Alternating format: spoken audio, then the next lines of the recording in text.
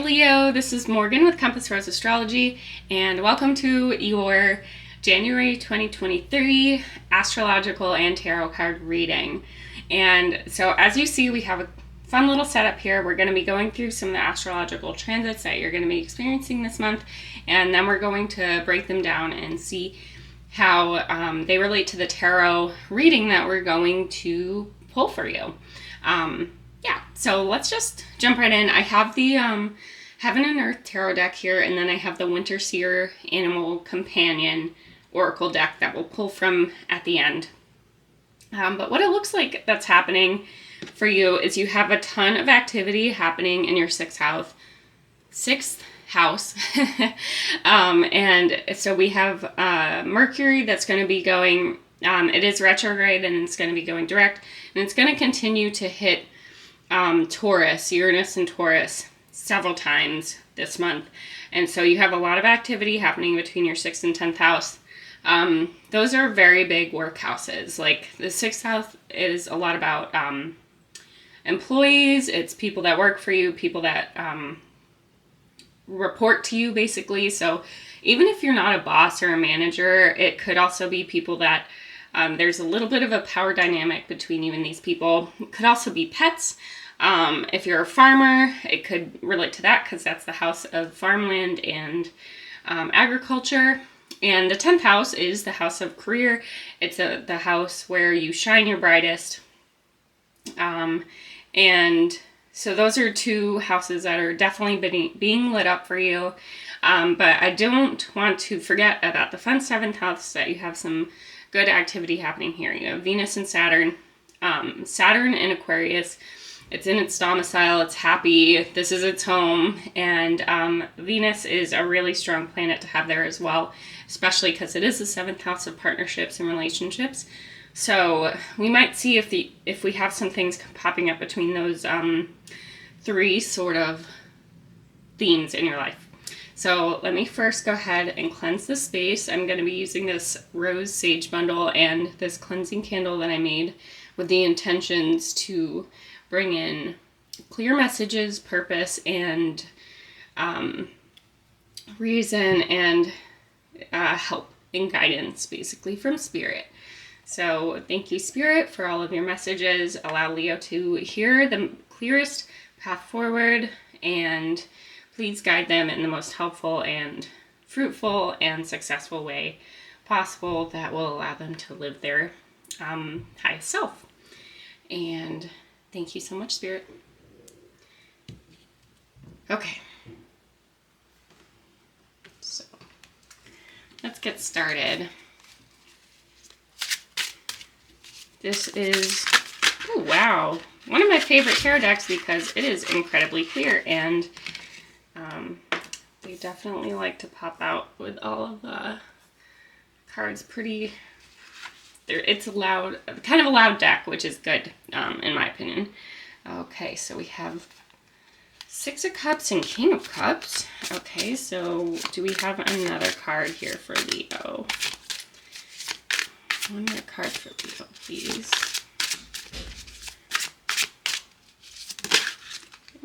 Okay, so excellent. All right, so we have the Emperor as your final card. And let's see. So we start off with the 6 of Cups, and I feel like this is the energy that you're kind of bringing into the month. It's a lot of kind of reminiscing and being, wishing maybe things were a little bit different, or were, just maybe some fun memories, some nostalgia is coming up for you this month. Is what I'm seeing, especially with the King of Cups here. We have a really strong presence in your life. I don't think this is entirely you, because I think you're here popping up as the Emperor. Because this is a fire sign. This is ruled by Aries. The Emperor is ruled by Aries, but it can definitely have some good, strong kind of Leo Sun energy going on. But essentially, I think maybe reminiscing about someone in your life that had kind of King of Cups energy, and maybe you to them were kind of like an emperor kind of energy. So they looked at you as like this really strong kind of a leader. And to you, this person was a very kind of compassionate, strong, understanding, kind of well-embodied person. Okay, let's get some clarity about what these people mean to you. Maybe they are just reminiscing from the past. The world. Okay, let's get some more. Whoop, not half the deck. Let's get some more cards here for you. This guy wanted to come. Okay. Okay. Okay, so what I'm seeing is this is something that has ended. It came full circle. It's not in your life anymore, especially with this kind of reminiscing energy. And I think at the time when it was in your life, we have... Sorry. About the noises. But, so we have the Eight of Swords and we have the Two of Swords. So I think that maybe at the time, or after this person left your life, it kind of put you in a lot of mental anguish. I'm seeing some that you weren't able to kind of move forward a little bit and you weren't sure where to go. It left you feeling really lost, especially with this Eight of Swords card. So the thing about both of these cards, the Eight of Swords and the Two of Swords, is that these people are blindfolded. So it's just a lot of feeling of being lost and disconnected and detached and not knowing where to go. The Eight of Swords definitely has this energy of where you can't go anywhere. But the Two of Swords is that you have the control and you have the ability to move out of this feeling of anguish and entrapment, basically. And I'm feeling that there was maybe kind of a big emotional loss because of how it was. You go from the cups to the swords. So let's get a little bit of clarification. Let's see. Can we clarify that? Let's clarify the Six of Cups. I want to clarify the Six of Cups. Why were you reminiscing this person? So we have the Ten of Pentacles and Death. So those are the two cards that are clarifying this. So maybe it was a situation in which you felt like you would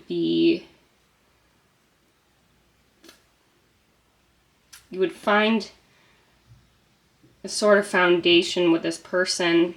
I'm honestly not feeling like it's a total, like a love romantic kind of a connection.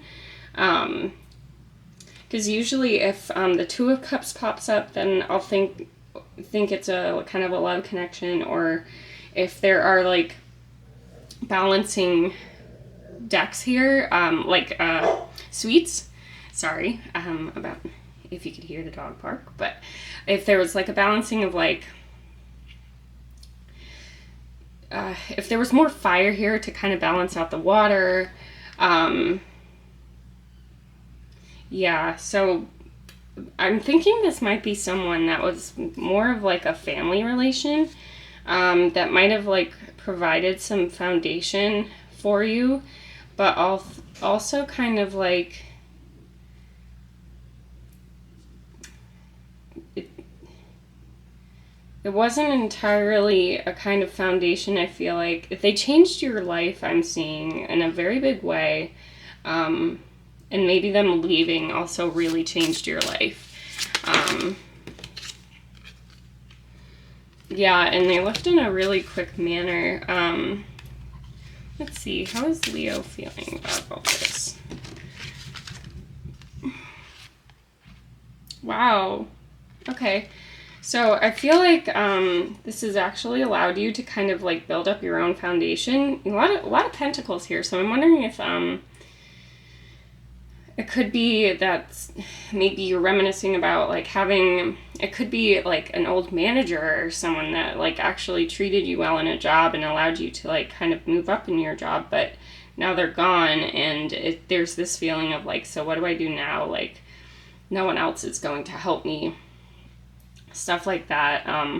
But you are still coming into your own. You have the Knight of Pentacles and the King of Pentacles. That's like a really wonderful transition. Like maybe this is empowering you to really take the reins on how you want to move forward. And it, like, maybe thinking about this past person has allowed you to kind of come into your own with some of those traits that they kind of taught you and mentored you with. And this could be a relationship, but if it was a romantic relationship, they were more, I want to say they were a little more passive in the relationship, because we have the King of Cups here, and then you were the Emperor, so like you knew what you wanted when you were going forward, and maybe this person just kind of didn't want the same thing, and maybe that's why they're not in your life anymore. And it's not anything personal. I'm not seeing like a lot of personal hurt here, just a lot of kind of like disconnect and unsureness. Very interesting reading, Leo. Let's see if I can get a good animal companion oracle for you that will help kind of tie things together. What other message do we have for Leo?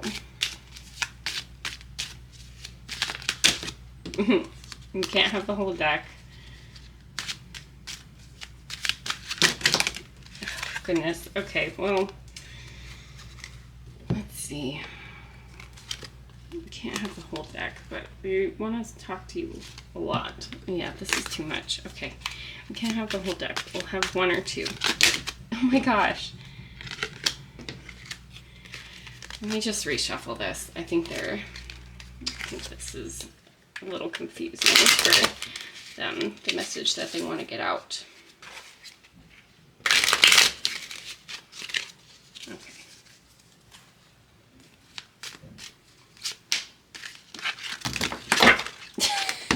Wow, Leo.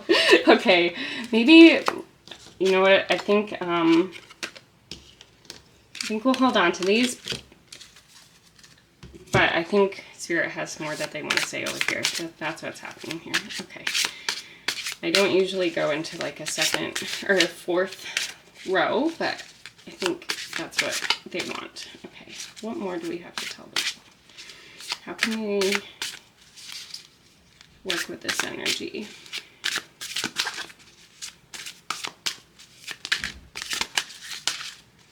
How can we work with this energy? Okay, we have Queen of Cups. So it's about, and Dominion we have at the bottom. Okay. So that's pretty powerful. It means that we have two cards that are of the twos in the suites. So I'm seeing that you have this path forward. You have the ability. You know what you want. That's very clear here. You know what you want, and you just, I think you need to find the confidence and the, you need to follow your intuition here, is what the Queen of Cups is saying. You're not, like, there's nothing to be afraid of, is what I'm definitely getting from Spirit, is that you have all the tools that you need to move forward. And you know which direction you're going in. And that, yeah, and that's all you need to really begin this path that you kind of are like maybe a little unsure of your own capabilities, but Spirit here is saying that you definitely have everything that you need. Like, look how powerful these cards are. We have the Emperor, which you started out as, like, you know you're a good leader, you know you're a capable person, and then we have the King of Pentacles and the Queen of Cups. So it's a really wonderful balance there. And so let's go into the Oracle cards. These are really, I think these are the cards that Spirit was trying to get out for you. We have Determination, Humility, and Desire. Okay. So let me read to you from the guidebook, because I think these descriptions are really, really good. The writer put a lot of effort into deciphering some of the mythology of these, and she goes into like the Celtic and Norse mythology, and those are the kind of spirituality aspects of my ancestors, and it's stuff that I kind of follow now, so that's why it really resonates with my readings. So we'll start off with hummingbird, and the keywords are determination, competition, fighting spirit, defiance, energy, and rest. In a reading, the hummingbird encourages us when we feel insignificant and unable to make a difference. This tiny creature staunchly defends its territory and fights other hummingbirds as well as much larger birds. The hummingbird is highly energetic and reminds us how much we can accomplish if we apply ourselves to a task diligently. When you feel discouraged or overwhelmed by your disadvantage, channel the strength of the hummingbird. Despite its tiny size, this creature can fly at tremendous speed and take on enemies many times its size. Another lesson the hummingbird teaches us is the importance of rest. To balance its great bursts of speed and frantic daily activity, the hummingbird goes into a state of torpor, a temporary hibernation deeper than sleep. Remember the hummingbird's wisdom: to accomplish great things, you must balance hard work with deep rest and recuperation. I think that's pretty beautiful, Leo. I think that really counts towards making these steps forward. If you feel like you're a little not ready, I think the hummingbird is saying that you are. And then we have the wren. The keywords are humility, cunning, gentleness, subtlety, small secrets, and luck. In a reading, the wren reminds us that we need not be big or powerful to be of importance or find success in life. There's a folktale that they describe, and it says, in that folktale, the wren was able to best the eagle, not through might, but by cunning. It took advantage of its small size to do what other birds could not do. The wren is the ultimate example of the adage, work smart, not hard.